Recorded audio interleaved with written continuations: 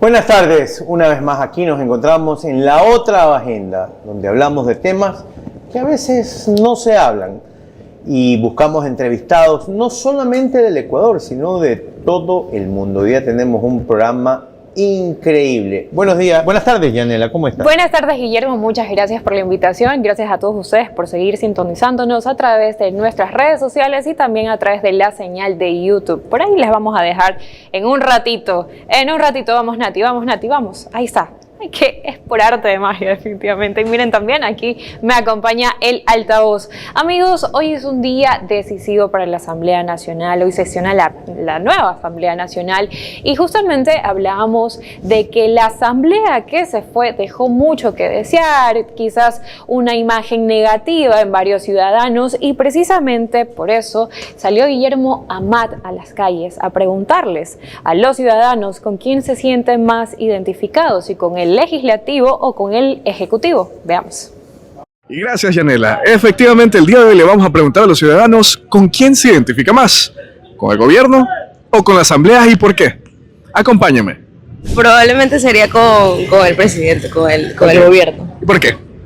Siento que lo que él intenta crear o intenta hacer para el país, siento que está muy bien direccionado, ojalá lo cumpla.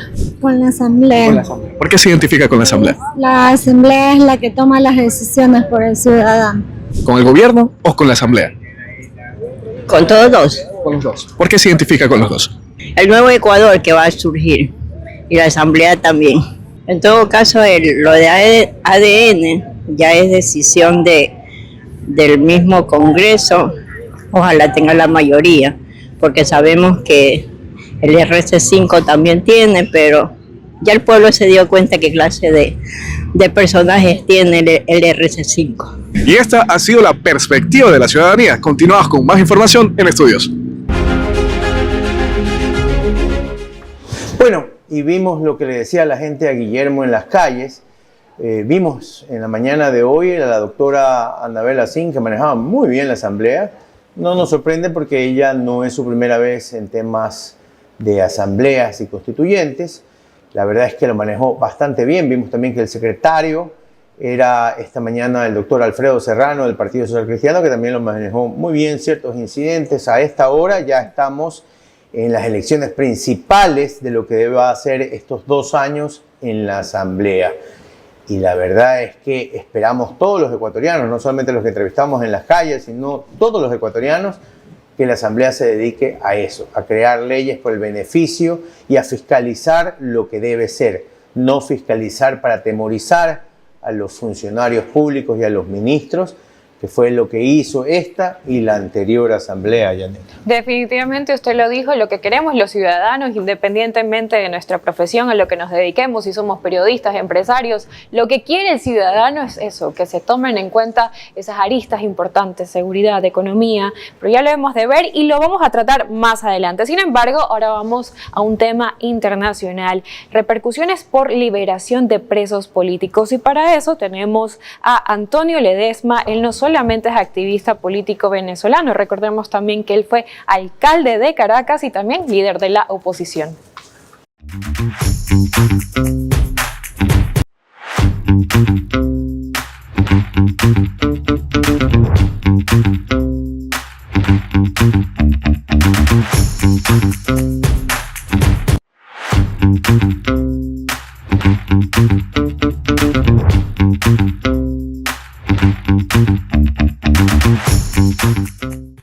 Y estamos ya en el contacto con el abogado Antonio Ledesma, como decía Yanela, líder de la oposición venezolana. Abogado Ledesma, buenas tardes aquí en Ecuador, buenas noches ya en España, ¿cómo está? Muy buenas tardes, un placer saludarlo, disculpen, estaba en una llamada telefónica. No, tranquilo, esto pasa cuando es en vivo. ¿Cómo le ha ido? Un gusto volver a tenerlo ahora en este nuevo espacio que tenemos con Yanela. La última operación que se hizo en Caracas En la embajada Guacamaya. La operación Guacamaya. Ayer hablábamos con la doctora Ingrid Betancourt y nos decía aquí en estos micrófonos y en esta pantalla que ella lloraba de la emoción de saber sobre esta liberación. Doctor, usted también tuvo algo muy parecido por 1000 días. ¿Qué se siente ver que el gobierno, no puedo decir si es el gobierno, qué se siente saber que la dictadura de Maduro se está cayendo a pedazos?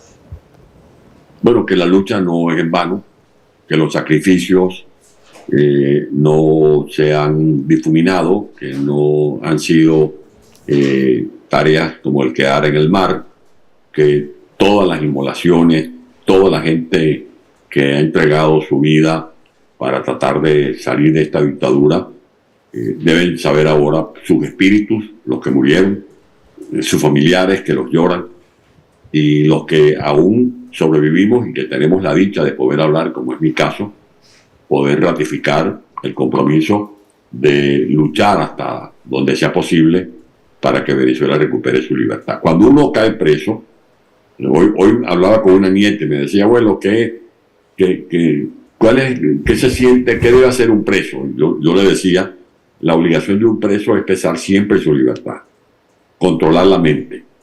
Cuando alguien está privado, sus huesos, su carne, están privados de la sagrada libertad, uno tiene que mantener siempre libre la mente, el pensamiento, el optimismo.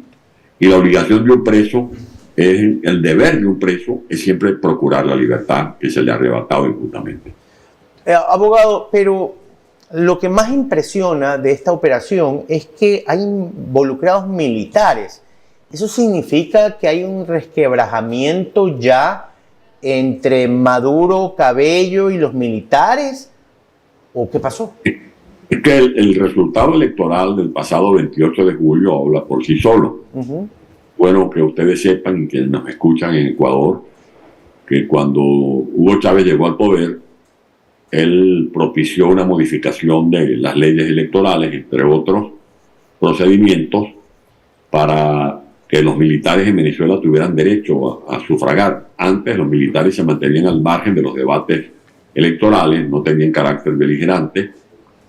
A partir de esa fecha en que Chávez introduce la reforma, en los cuarteles, en las guarniciones militares, los efectivos, desde el más alto nivel hasta el soldado raso de las tropas, ejercen el derecho a votar. Pues bien, el pasado 28 de julio, en todos los centros de votación donde sufragaron los militares, ganó Edmundo González y María Corina Machado con más del 70% de los votos.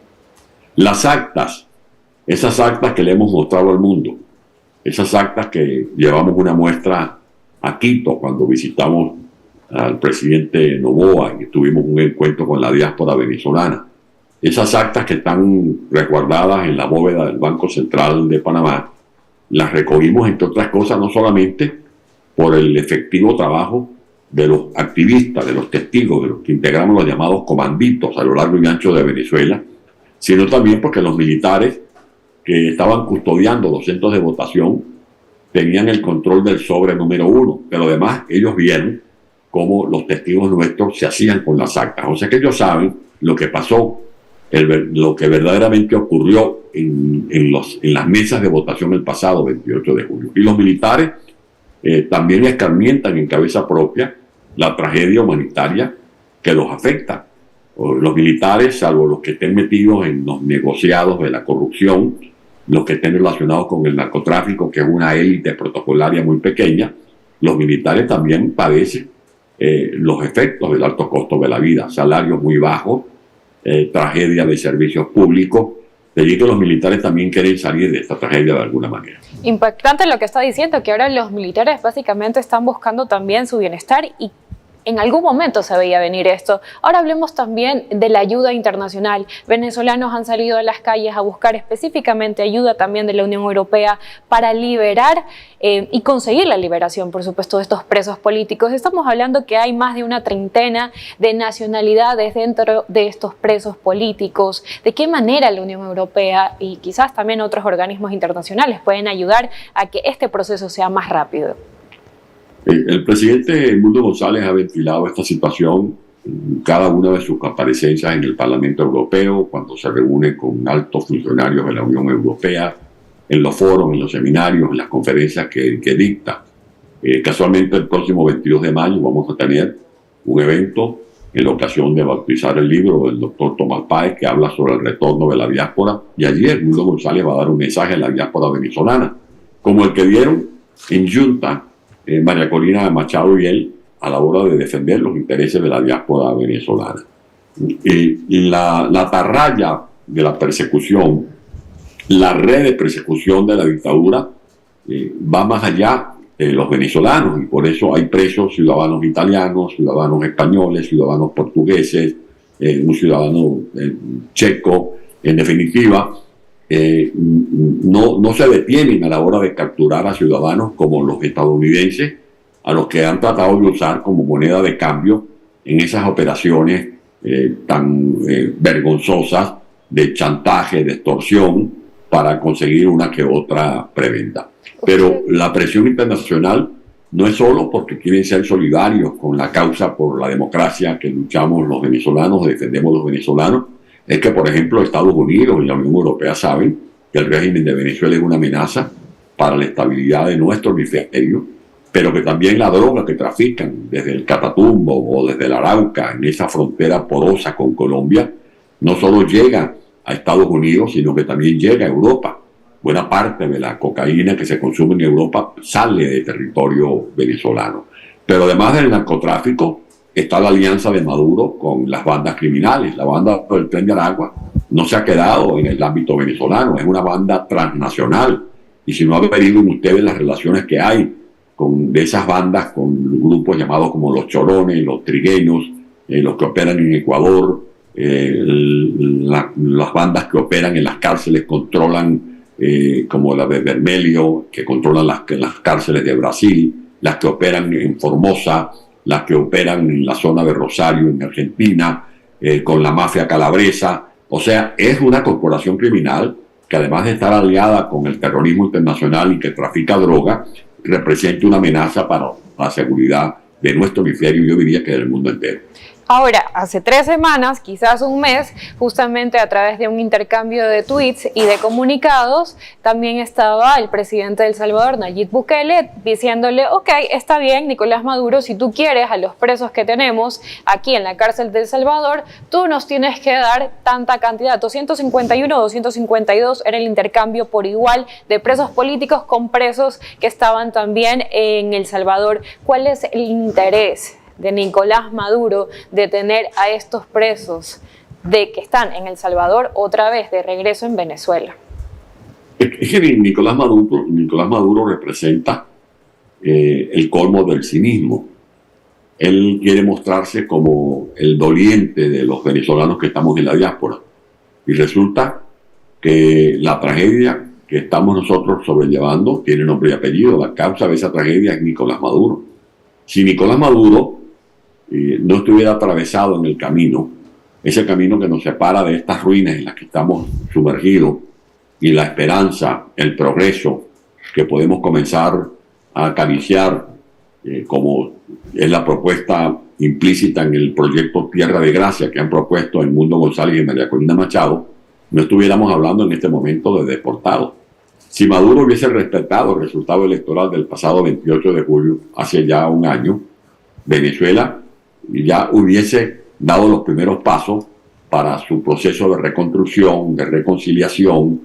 Se hubiesen aplicado las medidas contempladas para los primeros 100 días a los efectos de que se vaya superando el déficit de gasolina, la escasez de alimentos, la escasez de medicina, y los venezolanos, en vez de estar hablando de asilo o de deportaciones, estuviéramos hablando del retorno de la diáspora.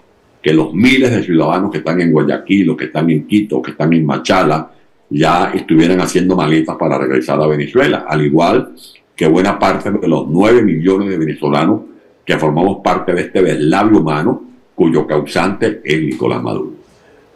Abogado Ledesma, ¿qué esperan ustedes de Estados Unidos y de Trump? El presidente le hizo una promesa a los estadounidenses, que consiste en garantizar la seguridad de los ciudadanos estadounidenses.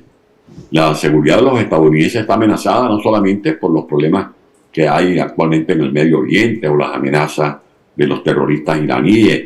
La seguridad está amenazada porque, por ejemplo, desde las rutas del Catatumbo salen entre 300 y 350 toneladas de cocaína.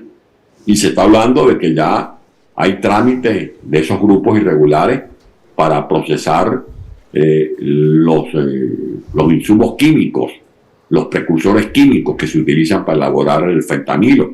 Vale la pena que ustedes sepan, por ejemplo, que en los más de 3 años de la guerra de Rusia contra Ucrania han muerto 12.480 civiles, mientras que en Estados Unidos, en los últimos meses, sobre todo el año pasado, murieron por consumo de drogas, entre otros el fentanilo, más de 110.000 seres humanos. O sea, es una amenaza el tráfico de drogas, y el tráfico de drogas se está haciendo con el mayor descaro desde el territorio venezolano, con las alianzas que hay con los cárteles de Colombia, el cártel de Jalisco, el cártel de Sinaloa, el cártel de Nueva Generación.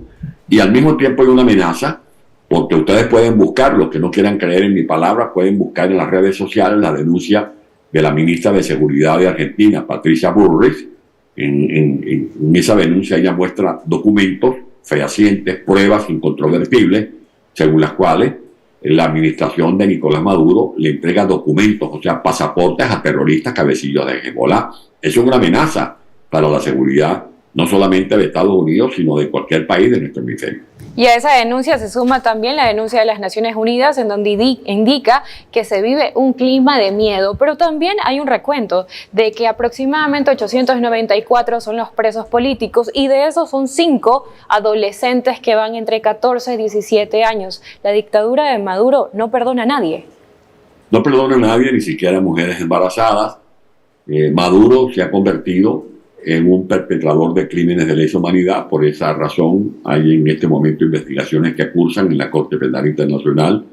Maduro está desarrollando un terrorismo de Estado, lo acaba de ratificar la Human Rights Watch, igualmente la Comisión Interamericana de Derechos Humanos, el Grupo de Trabajo de Derechos Humanos adscrito a la ONU. En Venezuela hay desapariciones forzadas, hay ejecuciones extrajudiciales, hay miles de personas sometidas a un régimen de presentación en los tribunales que controla Maduro, cerca de 20.000 seres humanos, como consecuencia de las detenciones arbitrarias que a veces conllevan a asesinatos. Han muerto más de 22 personas en los últimos meses en las cárceles de Venezuela, prisioneros, simplemente por alzar sus voces, criticando el régimen o defendiendo sus credos democráticos. De allí que esto que está ocurriendo en Venezuela es realmente pavoroso. Maduro quiere hacer de Venezuela una gran cárcel. Él no inaugura hospitales, no inaugura escuelas, sí inaugura cárceles. Ahora hay cerca de 1.000 presos políticos, cerca de 900 presos políticos, pero es que hace unos meses había más de 2.000 presos políticos. Y era Maduro el que se pavoneaba en los medios de comunicación, muy fanfarrón, llenándose de orgullo de tener en Venezuela más de 2.000 presos políticos. Entre ellos llegamos a tener más de 80 adolescentes, prisioneros, muchachitos que simplemente estaban soñando con llegar a vivir algún día en libertad. Abogado Ledesma, muchísimas gracias. Como siempre, sus palabras nos ayudan a entender la situación de nuestro hermano país venezolano, nuestro hermano país bolivariano. La verdad es que los ecuatorianos hacemos esfuerzo, y lo ha demostrado este gobierno, por lo menos, de que queremos que Maduro salga, porque no es un presidente, es un dictador.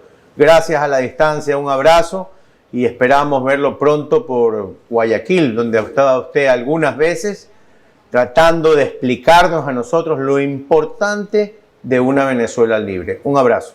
Muchas gracias. Muchas gracias a ustedes por estar pendientes de Venezuela, y como siempre lo digo, arriba corazón. Muchas gracias, abogado. Nos vemos en una próxima aquí en La Otra Agenda. Mientras tanto, amigos, nos vamos a un corte y ya regresamos con más. Te contaron una parte de la noticia, ahora entérate de lo que no te dijeron. La Otra Agenda te conecta con los temas más importantes del Ecuador y del mundo, con personajes reconocidos a nivel nacional e internacional. La Otra Agenda, de lunes a viernes a las 16 horas por Altavoz. Los esperamos. Nuestro enfoque es mostrarte la verdad a todo volumen. Queremos inspirarte a pensar críticamente y a que encuentres tus propias respuestas de los temas que se están quedando sin resolver. Esto es Altavoz. Síguenos en todas nuestras redes sociales. La verdad a todo volumen. Nuestra misión no es solo contarles las noticias. Esa dictadura que tenían, no, me dejaba a los 12 años. Eso, lejos de ayudar, entorpece. Nuestra misión es contar la verdad en Altavoz. El testigo que consiguió al testigo falso también fue asesinado. Los contratos dicen que no se pueden poner radares en curvas y pendientes. Entonces, ¿por qué los pusieron en curvas y pendientes? Hubo tanta insistencia por parte de Rafael Correa y acepté que sea Jorge Paz. Somos Altavoz. Síguenos en todas nuestras redes sociales para que estés informado de primera mano de todos los acontecimientos del país. La verdad contada, todo volumen en nuevo formato. Actualidad, análisis y entrevistados nacionales e internacionales de primer nivel. La otra agenda de lunes a viernes a las 16 horas por Altavoz. Te esperamos. Deja de ser extranjero en tu tierra. No pierdas tiempo. Descubre tu Ecuador. Te contaron una parte de la noticia, ahora entérate de lo que no te dijeron. La otra agenda te conecta con los temas más importantes del Ecuador y del mundo. Con personajes reconocidos a nivel nacional e internacional. La otra agenda, de lunes a viernes a las 16 horas por Altavoz. Los esperamos.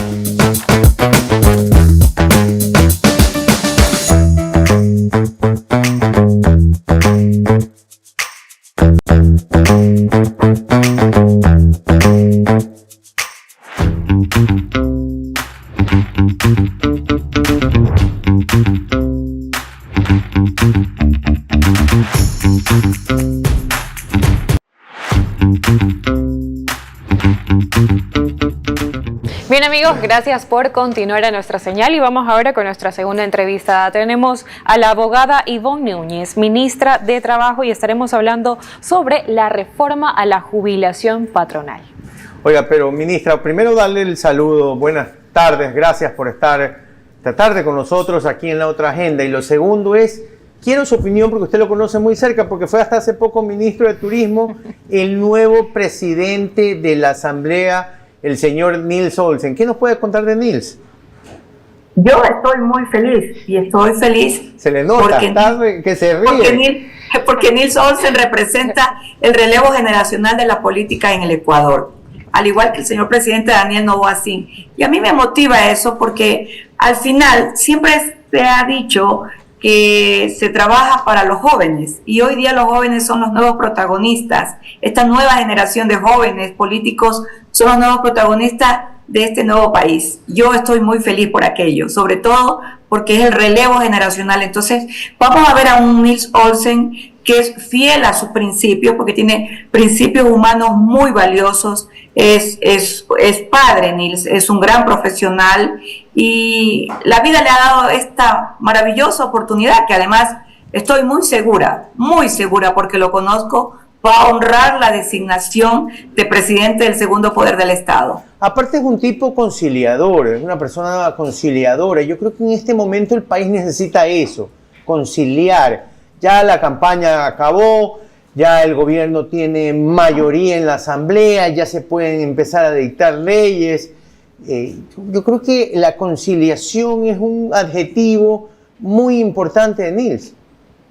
Sí, además es un hombre que consigue, cuando se propone metas, Nils consigue sus metas, sean personales, profesionales, como se puede evidenciar. Pero en el campo político, que es donde yo lo he tratado, desde el primer día que asumió él, pues el Ministerio de Turismo, y mientras teníamos la relación directa con el Ministerio de Trabajo, porque este ministerio tiene que coordinar ciertas acciones de carácter, primero cuando hay los fines de semana con el Ministerio de Turismo, el tema de las relaciones laborales, el pago de las horas extras.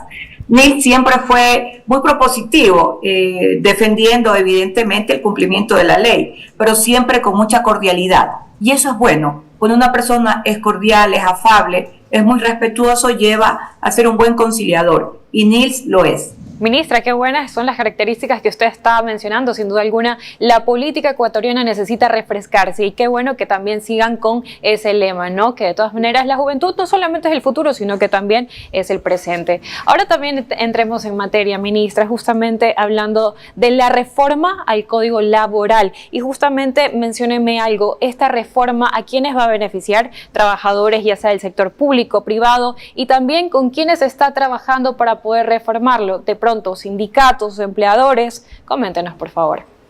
Debo empezar señalando que a nivel del sector público no existe ya jubilación patronal. En algún momento esa jubilación fue derogada. En el sector privado es donde ha quedado anclada exclusivamente la jubilación patronal. Pero aquí yo debo expresar lo siguiente. Esta jubilación patronal, que en su momento fue una corriente de derechos laborales para el tema de las jubilaciones, se dio en Colombia y en Perú. En ambos países ya fue derogada. Nosotros hemos mantenido la jubilación patronal, que ha tenido una reforma sustancial allá por el año 1989, en la época del expresidente Rodrigo Borja, que se consideró que la persona que era despedida al cumplir 20 años de trabajo continuo o ininterrumpidos y era despedida intempestivamente, tenía el derecho, como lo tiene, así lo señala el artículo 188 del Código del Trabajo, a gozar de la jubilación patronal proporcional. Es decir, también tuteló a aquellos que, siendo despedidos, esta es el único requisito que debe cumplir la persona que solicita el pago de jubilación patronal en sede judicial. Debe tener el requisito del despido intempestivo. Pero ¿qué es lo que ha pasado con el comportamiento de la jubilación patronal?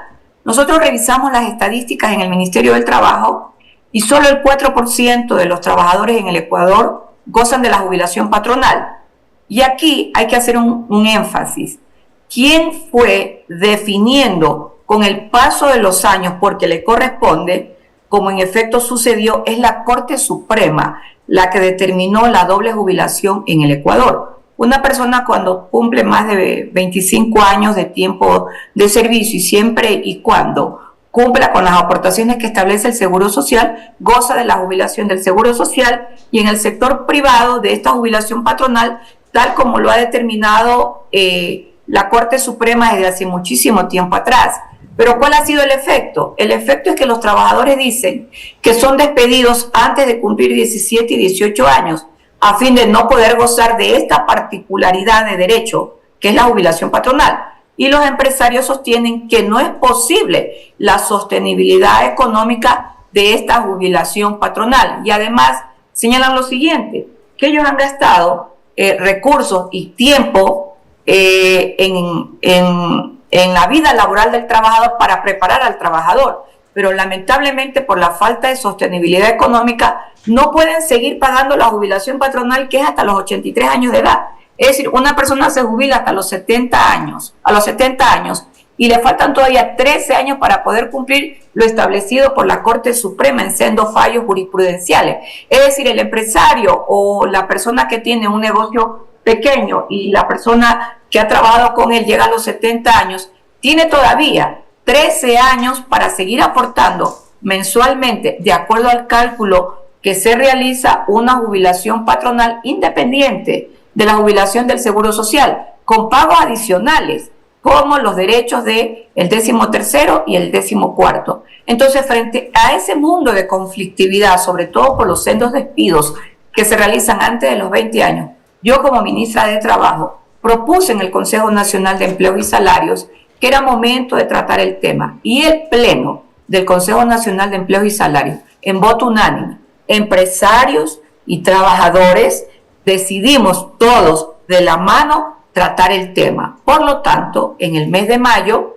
se acordó que harán ellos, es decir, empresarios y trabajadores, las respectivas mesas internas, y que a partir de junio, por un periodo de 90 días, de la mano con este Consejo Nacional de Empleos y Salarios, vamos a aperturar las mesas técnicas con la concurrencia del Instituto Ecuatoriano de Seguridad Social, porque tienen ellos la obligación legal de realizar los cálculos actuariales. Ahora, esta reforma también busca nuevas modalidades de contratación. ¿Nos puede explicar también esta arista? Bueno, nosotros el año pasado, al interior de la Asamblea Nacional, en la Comisión de lo Laboral y Social, ya iniciamos las mesas de diálogo, las mesas técnicas para ir a la construcción del nuevo Código del Trabajo. Es allí, en la construcción del nuevo Código del Trabajo, donde vamos a incorporar las nuevas modalidades de trabajo. Mire, yo ayer, a propósito del fallecimiento del expresidente de Uruguay, José Mujica, en una cena entrevista, y fue compartida anoche por la periodista de CNN, Carmen Aristegui, señalaba él las nuevas modalidades de trabajo con la tecnología. Yo decía, ojalá que en el Ecuador estén escuchando la entrevista de José Mujica, y decía él, yo pertenezco a la época anterior, la del obrero. Hoy día tengo al técnico, que incluso yo tampoco puedo manejar la parte técnica. Es decir, nosotros tenemos que irnos adecuando a insertar modalidades de trabajo de acuerdo a la dinámica de la economía y a la dinámica laboral.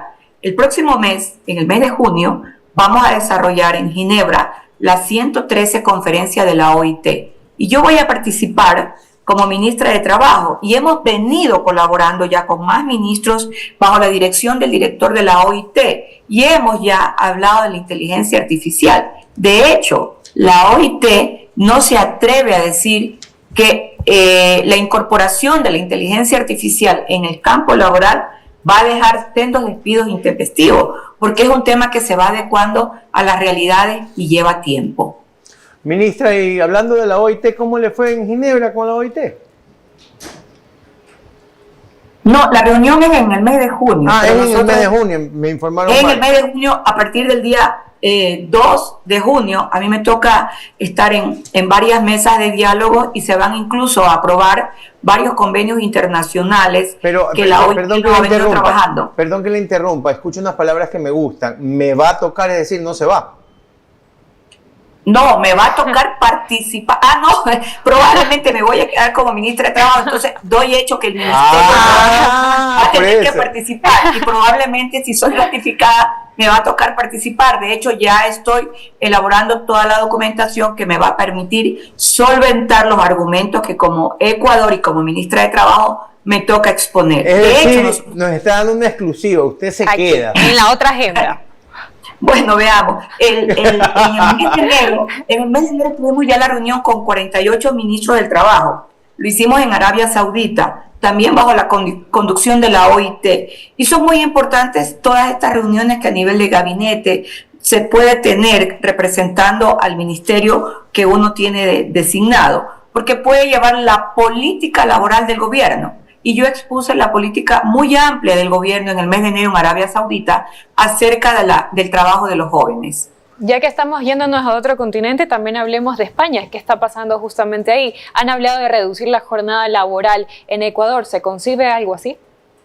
En España y en Francia. Déjeme decirle que cuando ganó Sarkozy la presidencia, la candidata primera mujer que fue candidata a presidir en Francia, Ségolène Royal, habló de dos propuestas laborales: la reducción de la jornada laboral a 6 horas diarias y el aumento de la remuneración a 1.400 euros. Bueno, ella no logró la presidencia en ese momento, tampoco hubo la reducción de la jornada laboral, pero en España, en efecto, se está trabajando con tema de la reducción de la jornada laboral, porque las consideraciones del artículo 8 del Código de Trabajo, que señalan 3 elementos para configurar la relación laboral: remuneración, horas de trabajo y también la dependencia de quien recibe las órdenes, según los análisis que venimos realizando varios entendidos en derecho laboral a nivel iberoamericano, también tienen que cambiar. Y usted acaba de decir uno de los elementos: reducir la jornada laboral de acuerdo a la producción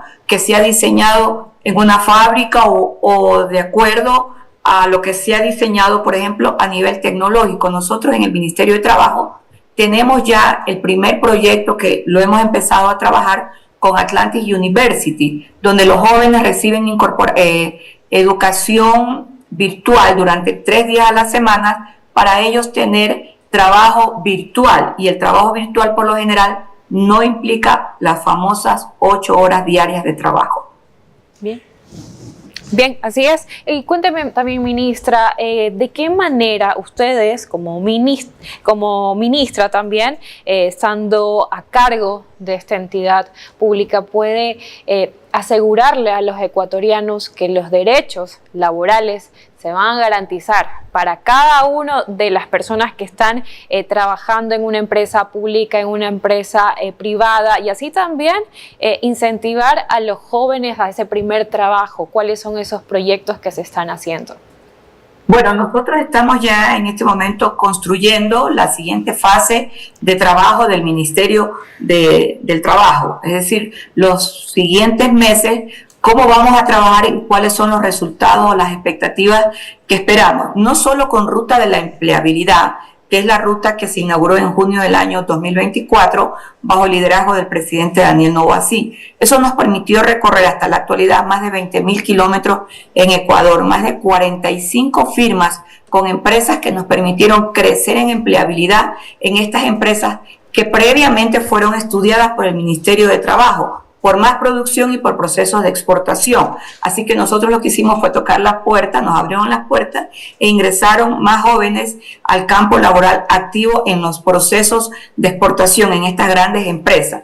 Tenemos la otra escalera que nos está dando resultado, que es la migración circular. Nosotros hace 4 meses atrás enviamos a España, que es un país con el que trabajamos muy de la mano. El presidente ahora estuvo también en la gira internacional, estuvo en España, volvió a hablar del tema y el compromiso continúa. Hace meses atrás enviamos a 300 jóvenes a trabajar en Huelva, en temas de agricultura. Los jóvenes se van con seguro, se van absolutamente con todas las garantías necesarias. Pero aquí tenemos el acompañamiento siempre de Naciones Unidas a través del Departamento Especializado de Trabajo Circular. Y en este momento estamos trabajando de la mano con Canadá y con Corea del Sur también para migración circular. Yo los llamo escaleras de empleabilidad, porque hay que entender que no es la empleabilidad común y corriente, son otras esferas de empleabilidad que se van aperturando. Y hoy día en la mañana he tenido ya los primeros contactos también para empleabilidad con previa becas para ir a Taiwán. Todo para nuestros jóvenes a fin de ir teniendo la nueva generación de jóvenes tecnológicos en el Ecuador que permitan desarrollar a un Ecuador más próspero y también inserto en el mundo de la producción y en el mundo comercial. Ministra, muchísimas gracias. Qué bueno saber, aunque no me lo reconozca todavía oficialmente, que se queda. Que se queda. Sé que vienen cosas muy buenas. Ahora sí, la Asamblea va a poder emitir las leyes de trabajo que necesita el Ecuador, con Nils Olsen al frente. Creo que él dijo esta mañana que él está para construir puentes y no para destruirlos, y eso es lo que necesita el Ecuador. Tiene que ser. Y necesitamos ministros como usted que den la cara y que en momentos donde las papas quemen no se escondan, sino que salgan a decir las cosas, como lo fue en CENEL, y como hay muchos casos que me imagino que se han de venir por delante. Un abrazo a la distancia, ministra. Un abrazo a usted y créame que me siento muy feliz porque hoy Ecuador comienza a escribir una nueva historia y todos nosotros somos testigos. Muchas gracias, ministra. Era la ministra de Trabajo, Ivonne Núñez. Aquí nos dio una medio exclusiva, Yanela. Exclusiva completamente a través de la otra agenda, amigos, Sí. pero En otras entrevistas no me las había, pero hoy día me la dio y se la dio a la otra agenda. es que le gusta, yo creo que el programa. Debe Le ser. gusta, le da confianza Debe y eso ser. es importante. Si usted también le da confianza a todo lo que nosotros estamos hablando, ¿qué espera para seguirnos a través de todas nuestras redes sociales? Para que se mantenga informado 24/7. No es que se viene un feriado, no es que hay fin de semana, no, nada. El equipo de Altavoz Digital trabaja 24/7. Nos vamos a una pausa y ya regresamos. Te contaron una parte de la noticia, ahora entérate de lo que no te dijeron. La otra agenda te conecta con los temas más importantes del Ecuador y del mundo. Con personajes reconocidos a nivel nacional e internacional. La otra agenda, de lunes a viernes a las 16 horas por Altavoz. Los esperamos. Nuestro enfoque es mostrarte la verdad a todo volumen. Queremos inspirarte a pensar críticamente y a que encuentres tus propias respuestas de los temas que se están quedando sin resolver. Esto es Altavoz. Síguenos en todas nuestras redes sociales. La verdad a todo volumen. Nuestra misión no es solo contarles las noticias. Esa dictadura que tenía, no, me dejaba a los 12 años. Eso lejos de ayudar, entorpece. Nuestra misión es contar la verdad en altavoz. El testigo que consiguió al testigo falso también fue asesinado. Los contratos dicen que no se pueden poner radares en curvas y pendientes. Entonces, ¿por qué los pusieron en curvas y pendientes? Hubo tanta insistencia por parte de Rafael Correa y acepté que sea Jorge Paz. Somos Altavoz. Síguenos en todas nuestras redes sociales para que estés informado de primera mano de todos los acontecimientos del país. La verdad contada, todo volumen en un nuevo formato. Actualidad, análisis y entrevistados nacionales e internacionales de primer nivel. La otra agenda de lunes a viernes a las 16 horas por Altavoz. Te esperamos. Deja de ser extranjero en tu tierra. No pierdas tiempo. Descubre tu Ecuador. Te contaron una parte de la noticia, ahora entérate de lo que no te dijeron. La otra agenda te conecta con los temas más importantes del Ecuador y del mundo. Con personajes reconocidos a nivel nacional e internacional. La otra agenda, de lunes a viernes a las 16 horas por Altavoz. Los esperamos.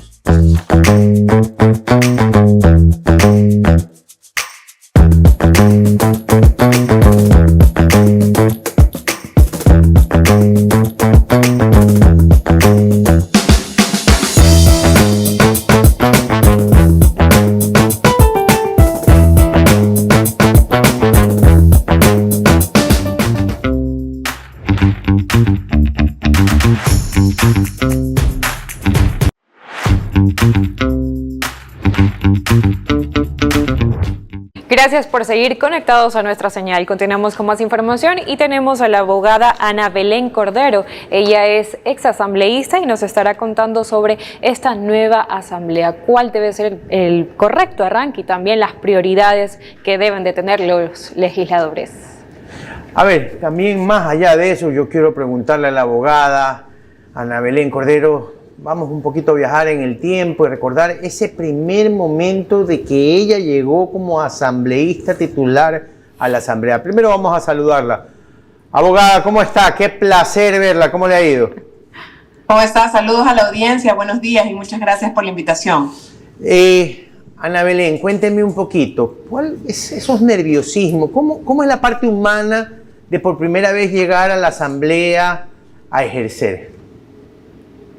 Bueno, yo le cuento que al menos la forma en la que yo llegué al legislativo fue un poco peculiar, porque yo venía un poco de la parte académica, si se quiere, o del tanque de pensamiento de mi partido, no tanto así de la militancia partidista en ese entonces al menos. Y yo llegué como alterna de César Monge, que en paz descanse, era el presidente del partido, quien luego pasó a ser ministro de gobierno.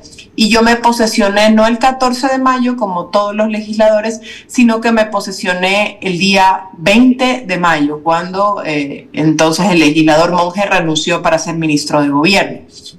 Claro, esa primera ocasión uno no tiene mayor idea, a pesar de que yo soy abogada, no tiene mayor idea de cómo funciona el procedimiento parlamentario, cómo funciona lo que uno va a hacer en la Asamblea Nacional. Si bien uno sabe que va a hacer leyes, que va a fiscalizar, desde luego, el procedimiento parlamentario, la forma de llevarse las comisiones, el pleno de la Asamblea Nacional, las votaciones, los acuerdos, las bancadas y demás, es algo que se aprende sobre la marcha. Por eso yo tengo mucha, digamos, empatía y compasión de los legisladores nuevos, electos, que están posesionados ya desde hoy en la Asamblea Nacional. Y bueno, además aprovecho para abrir las puertas de lo poco que conozco y lo poco que sé, no solo a la opinión pública, sino a los nuevos legisladores, para un poco enrumbar el criterio, la opinión y el conocimiento sobre el procedimiento parlamentario. Y en el plano personal, bueno, yo acababa de ser madre, yo tenía 4 meses de haber dado a luz a mi segundo bebé, todavía estaba amamantándolo y bueno,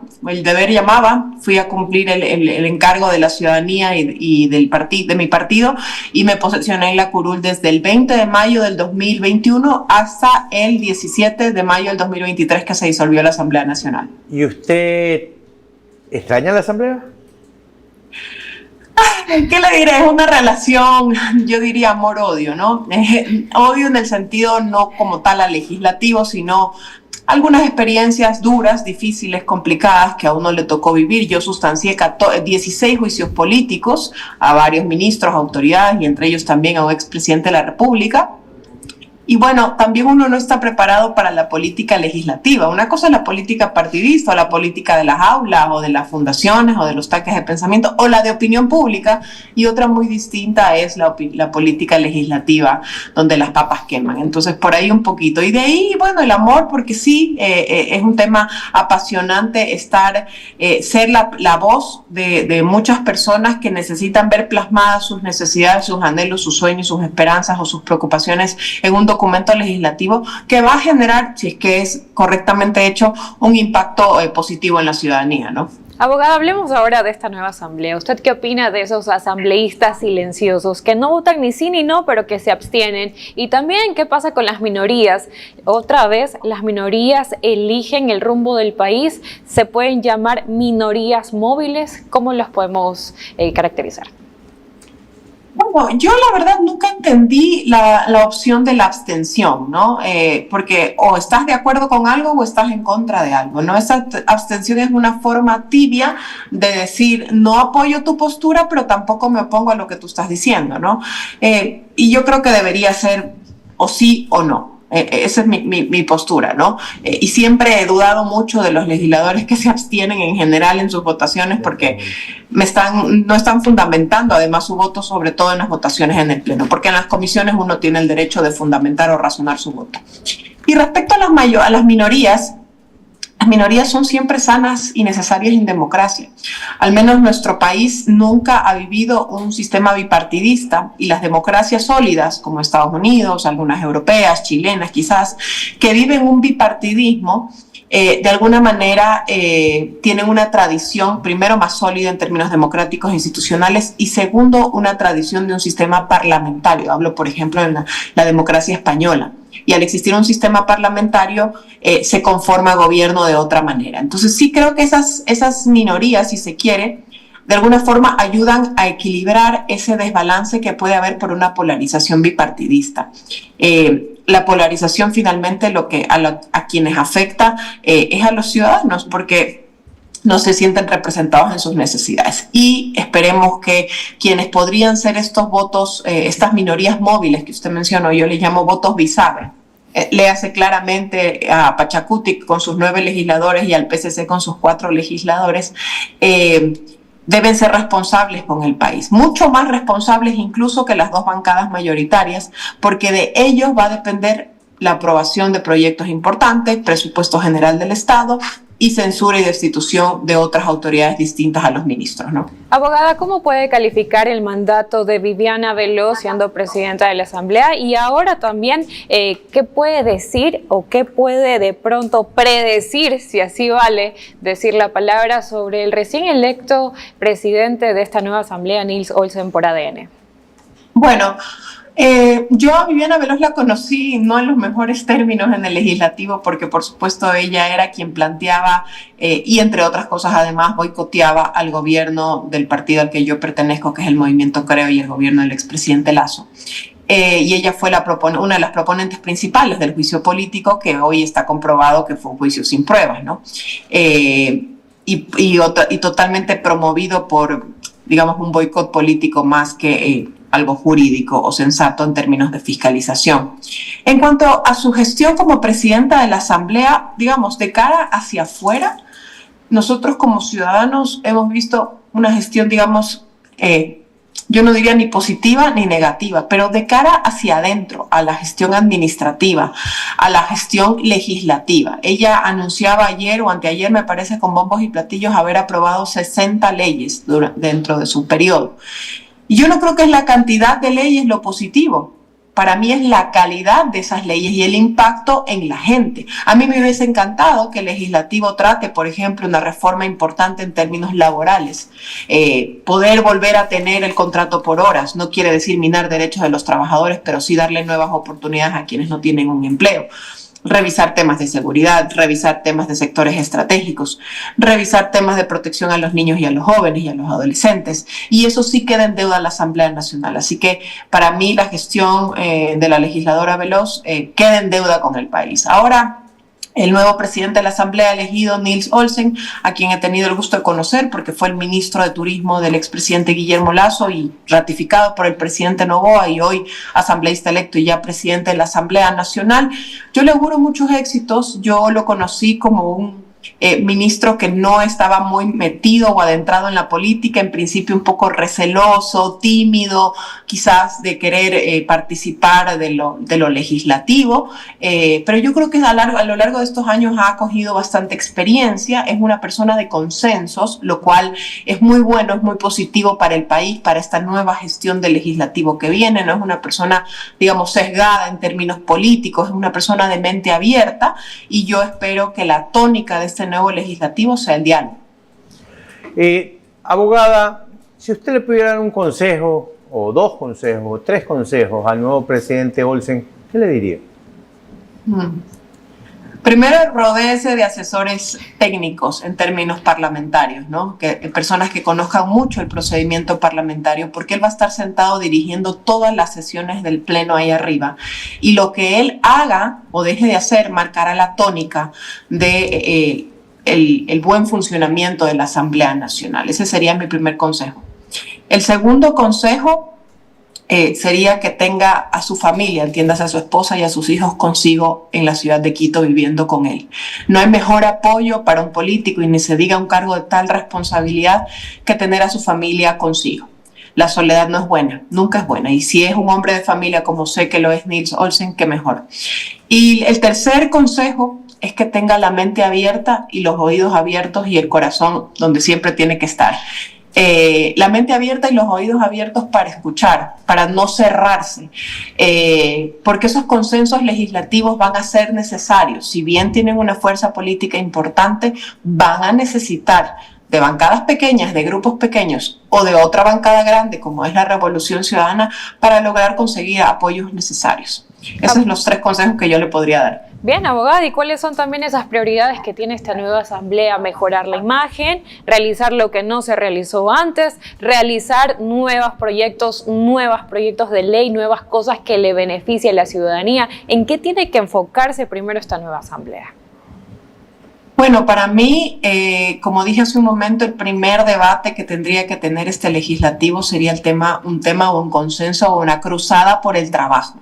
Sí, es inaceptable que en un país como el nuestro tengamos un desempleo tan grande, que seamos solamente los privilegiados, es decir, solo 3 de cada 10 ecuatorianos que tengamos un empleo digno y de calidad y que los otros 7 de cada 10 ecuatorianos vean con envidia a esas personas, ¿verdad? Entonces yo sí creo que el legislativo tiene una deuda enorme que no se ha atrevido a tocar porque es un tema políticamente complejo, el tema del empleo y el tema de tener un nuevo código del trabajo, no obsoleto como el que tenemos nosotros que data de casi 85 años, donde se prevean nuevas modalidades contractuales de trabajo como el teletrabajo, como el trabajo asincrónico, como el trabajo por horas, en fin, ¿cuántos incentivos se le podría dar al empleo, ¿no? Ese es una de las deudas grandes que podría el legislativo empezar a trabajar.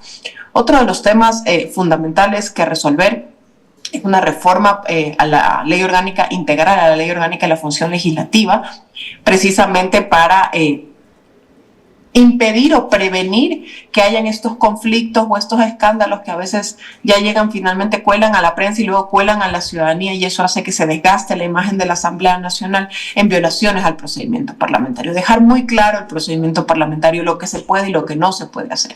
Y otra deuda grande que la vimos ayer y que por falta de pericia política y responsabilidad y todo junto de quien presidía la Comisión de la Niñez y Adolescencia es que le entreguemos o que le entreguen pues los legisladores al país un código orgánico de la niñez y adolescencia que verdaderamente proteja a los niños, a los jóvenes, a los adolescentes y a la familia sin dejar de lado estas modalidades delictivas que los adolescentes infractores están teniendo y que están siendo dejados libres, digamos así, porque no existe imputabilidad para los menores de edad o los menores adultos, ¿no? Entonces, yo creo que esas son las deudas que tiene este legislativo y que tendrá que trabajar de la mano con el Ejecutivo y las demás funciones del Estado para darle estabilidad y gobernabilidad al país.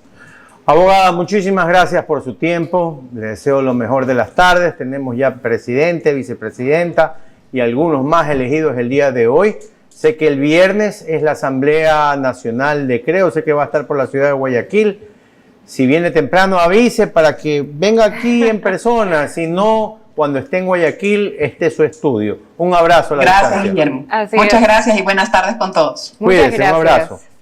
Era la ex asambleísta, la abogada Anabelén Cordero, Así es. Que nos estaba contando un poco cómo es esto de llegar por primera vez a la igual asamblea. se siente nervios. Sí, debe Igual. sentirse, si yo cada vez que me paro aquí estoy que me muero de los nervios, imagínate. Pero por mí, no por los entrevistados. Ah, debe obviamente. ser, debe ser. Obviamente. Bueno, ya regresamos, vamos a una pausa. Te contaron una parte de la noticia, ahora entérate de lo que no te dijeron. La otra agenda te conecta con los temas más importantes del Ecuador y del mundo. Con personajes reconocidos a nivel nacional e internacional. La otra agenda, de lunes a viernes a las 16 horas por Altavoz. Los esperamos. Nuestro enfoque es mostrarte la verdad a todo volumen. Queremos inspirarte a pensar críticamente y a que encuentres tus propias respuestas de los temas que se están quedando sin resolver. Esto es Altavoz. Síguenos en todas nuestras redes sociales. La verdad a todo volumen. Nuestra misión no es solo contarles las noticias. Esa dictadura que tenía, no, me dejaba a los 12 años. Eso lejos de ayudar, entorpece. Nuestra misión es contar la verdad en altavoz. El testigo que consiguió al testigo falso también fue asesinado. Los contratos dicen que no se pueden poner radares en curvas y pendientes. Entonces, ¿por qué los pusieron en curvas y pendientes? Hubo tanta insistencia por parte de Rafael Correa y acepté que sea Jorge Lazo. Somos Altavoz. Síguenos en todas nuestras redes sociales para que estés informado de primera mano de todos los acontecimientos del país. La verdad contada, todo volumen en un nuevo formato. Actualidad, análisis y entrevistados nacionales e internacionales de primer nivel. La otra agenda, de lunes a viernes a las 16 horas por Altavoz. Te esperamos. Deja de ser extranjero en tu tierra. No pierdas tiempo. Descubre tu Ecuador.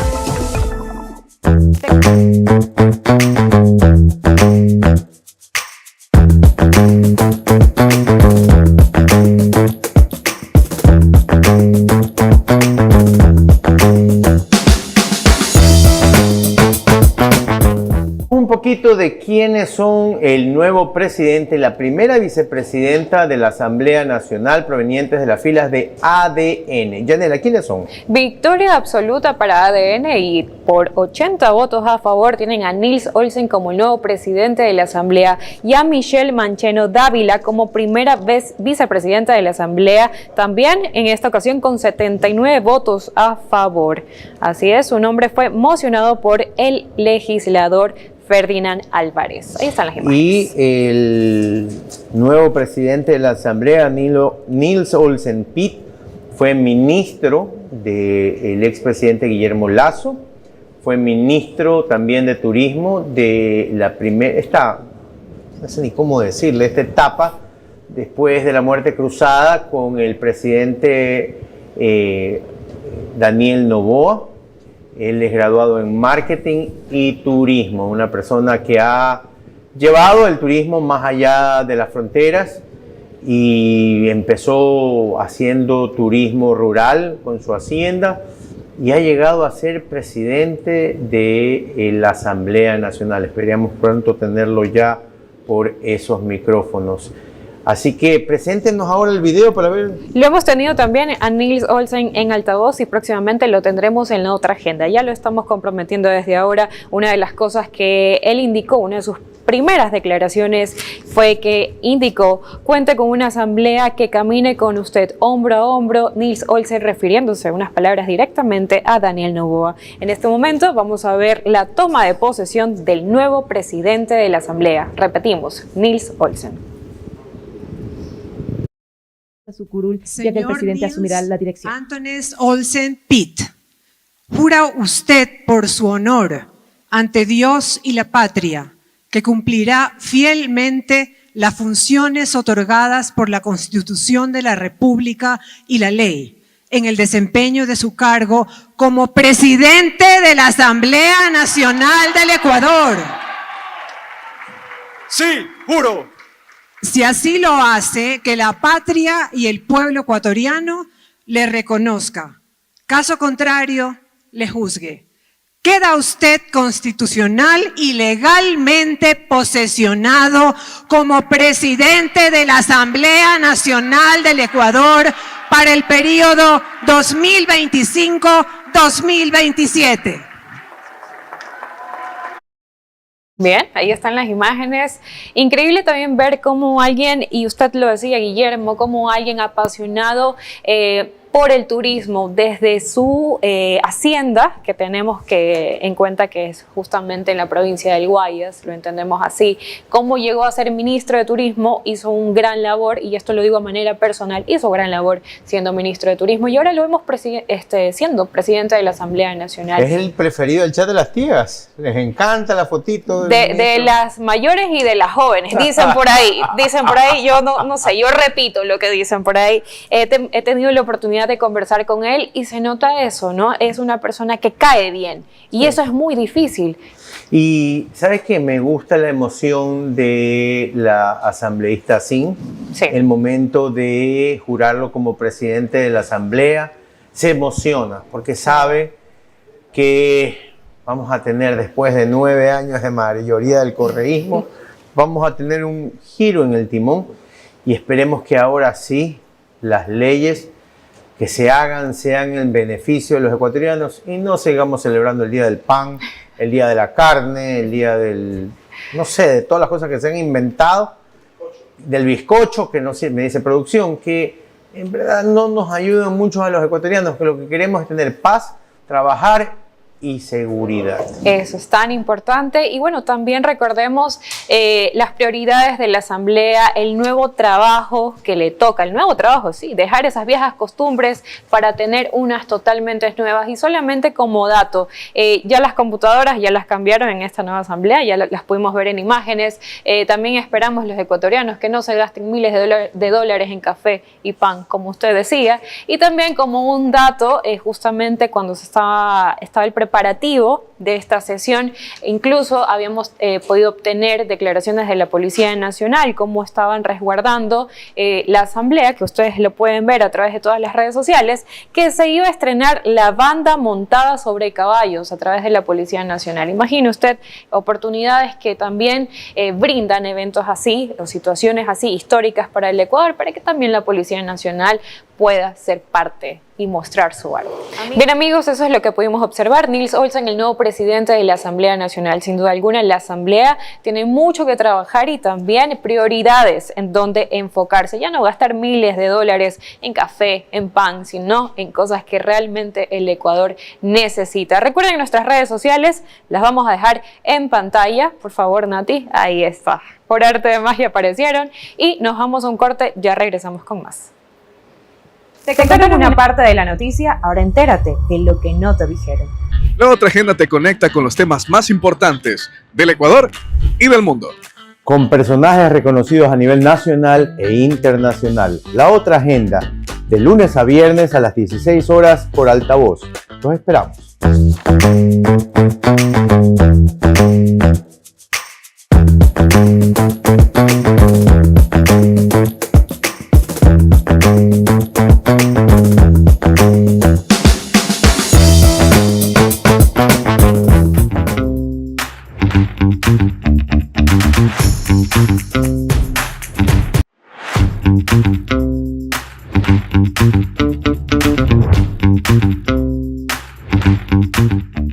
Bien amigos, y finalizamos la otra agenda con este invitado, un invitado especial recordado en Betty la Fea como Freddy Contreras, pero él es Julio César Herrera, actor colombiano internacional. La verdad es que es un placer entrevistar a Julio César Herrera. He tenido la suerte de entrevistarlo en mi antiguo programa, pero hoy por primera vez está aquí en la otra agenda. Julio César, muchísimas gracias por estar esta tarde con nosotros. ¿Cómo estás?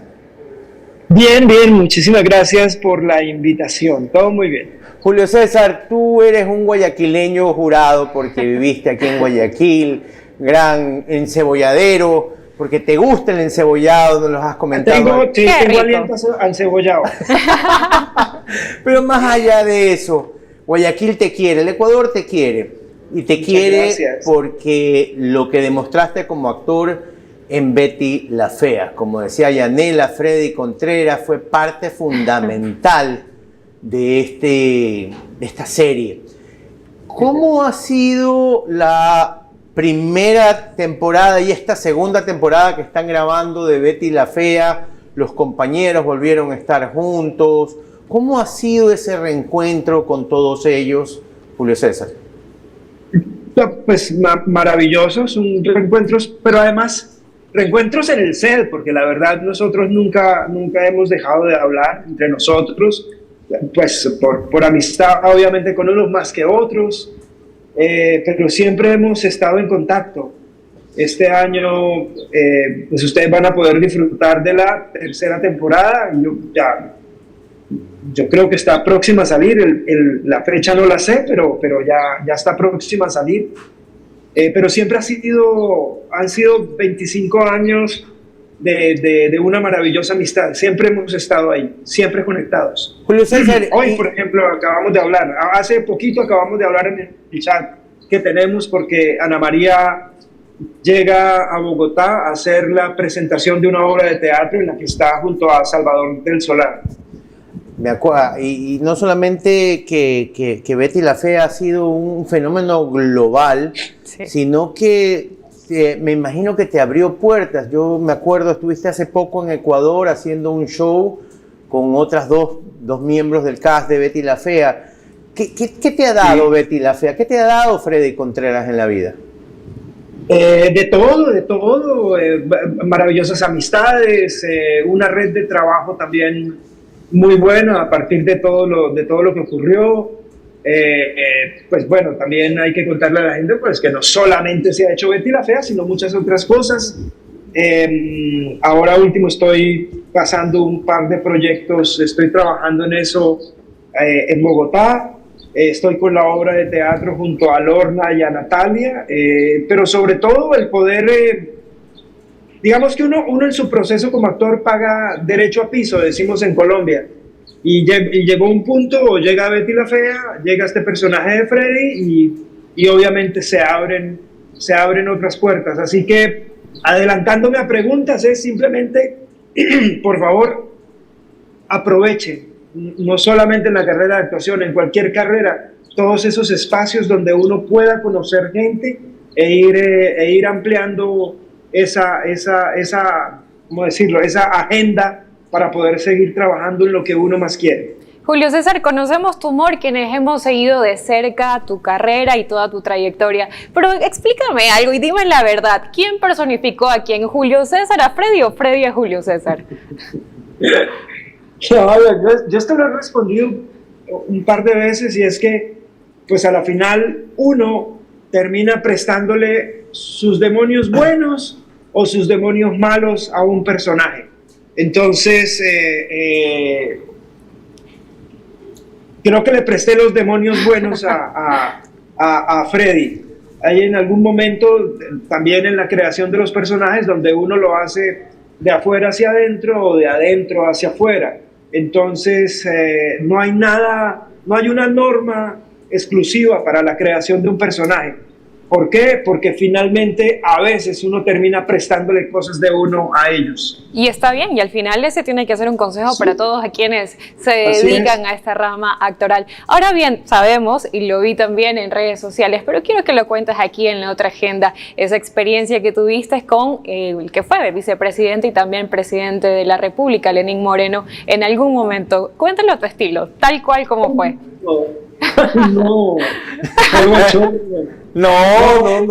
Una época de absoluta ignorancia, donde me las quise dar de café con leche, decimos también en Colombia, de que yo sabía mucho. Y entonces, claro, yo no sabía, en ese momento era vicepresidente de la República, el presidente Rafael Correa, no pudo asistir a los 200 años de la celebración de la independencia de Colombia. O sea, esto fue en el 2010. Y a mí me llevaron a Ecuador, la embajada, a presentar el evento.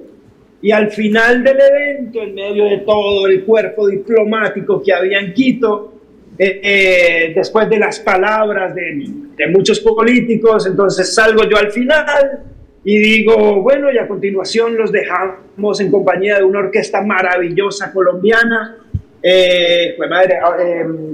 una orquesta salsera caleña, y entonces digo yo, ya me contaron que acá nos acompaña el señor vicepresidente de la República y ya me han dicho que es un trompo en la pista. Dios. Entonces, claro, después, cuando ya empieza a tocar la orquesta, se acerca un funcionario a decirme, disculpe, así, pues con su acento de Quito, ¿cómo le dicen ustedes? De la sierra. Serrano. Entonces, Serrano me dice, disculpe, hola, adiós, es que me están saludando acá en la calle, chao. Disculpe, es que para hacerle una precisión, nuestro vicepresidente es minusválido. Trágame tierra, y entonces uno para no dejarse joder, entonces llego yo y lo miro, ¿y qué? Es que uno en silla de ruedas no puede bailar.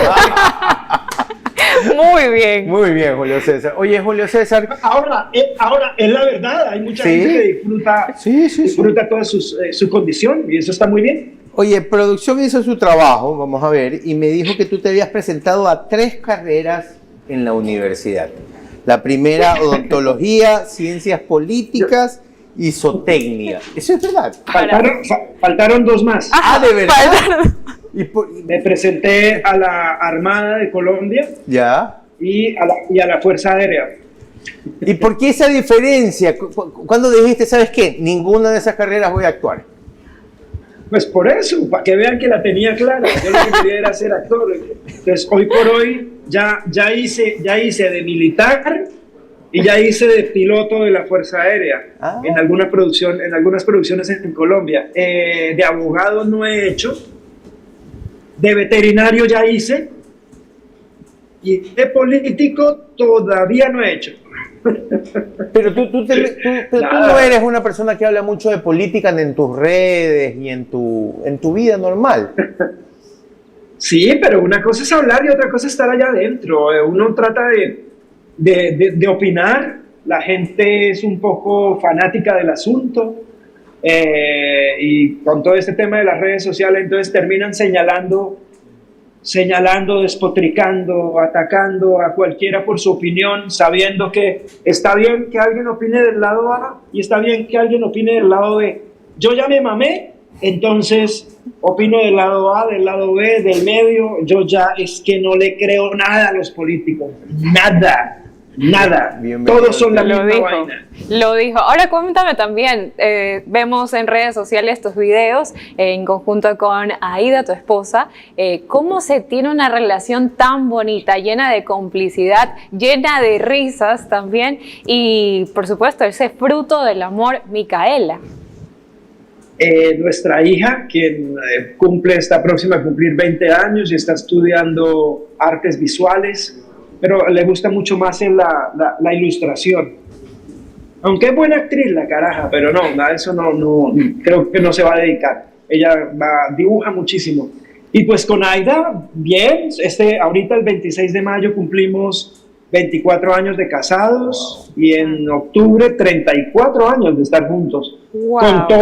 Con todos los bemoles, o sea, todos los bemoles. Wow. Me imagino. Sí. Yo me acuerdo de ella y siempre que te entrevisto te lo menciono cuando trabajó en la serie de Leandro Díaz, la tía de Leandro. ¿No? Para mí ha sido una de las actuaciones más impresionantes que he visto del amor que le tenía esa tía a Leandro Díaz. Ella es muy buena. Hizo en Colombia un papel de una cantadora muy famosa que se llamó La Niña Emilia. Y Aida por eso también se ganó varios. Ella se ha ganado varios premios porque es muy, muy, muy entregada al trabajo. De verdad que es muy profesional a su trabajo y además es cantante, ya está próxima a sacar un nuevo álbum. Bien. Julio César, no me quiero ir de la línea, pero vamos a agregarle algo. A ver, ¿qué consideras? Dale. ¿Billetera mata galán o quizás estado de ánimo mata galán? Estado de humor. No, el estado de humor no, el humor. El humor. Comprobado. Hay que reír. Yo creo que sí, comprobado. A las mujeres les gusta mucho reír. ¿Prefieren a reír? Todos nos gusta reír. ¿Prefieren reír a que un todos galán? Nos gusta reír, sí. Yo creo que sí, las mujeres prefieren reír muchísimo. Mira a David Reynos, tipo tan feo. Nos ha robado risas. Oye, Julio César. Estoy jodiendo. Nada, tranquilo. Somos muy amigos con David. Qué bueno. David es un gran actor ecuatoriano, comediante que... Claro, que un gran comediante. Sí, sí. Que está próximo, van a hacer otra vez la novela del Cholito. Sí. Primicia, en todo Oye, caso. y cuéntame algo, antes de terminar, ¿va a haber temporada 3 de 4? ¿Sería en este caso de Betty? ¿Mira que me regañan? Me regañan donde llegue a decir. Entonces sí, digo, sí. ok, gracias. listo. Buen entendedor, Muchas pocas palabras. gracias. Julio César, ha sido Yo no he dicho nada. ¿Está bien? Está bien, lo entendemos. Ha sido Muchas un gracias. verdadero placer tenerte con nosotros hoy en la otra agenda.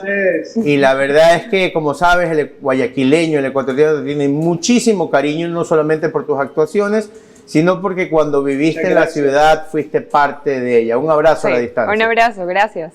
Un abrazo a todos en Guayaquil y ojalá ya no se caiga la señal en el túnel. Chao. Gracias. Chao. Gracias a ustedes. Chao. Bien amigos, eso ha sido todo por hoy. Recuerden seguir nuestras redes sociales que se las vamos a dejar en pantalla. Ahí van a estar. Muchas gracias Nati. Ahí está, usted nos puede seguir. Estamos a través de X, de YouTube, de Facebook, de Instagram. Ahí estoy viendo también. Gracias también a las personas que me hicieron hoy, que les vamos a dejar ahí la claqueta para que si les gusta también la contacten. Y eso ha sido todo por hoy. Gracias Guillermo. Nos vemos el día de mañana. Ha sido un placer con todos estos invitadas fabulosas que hemos tenido el día de hoy. La asamblea, veremos cómo termina esta historia. Esperemos que esta vez termine bien. Un abrazo a todos. Nos vemos mañana.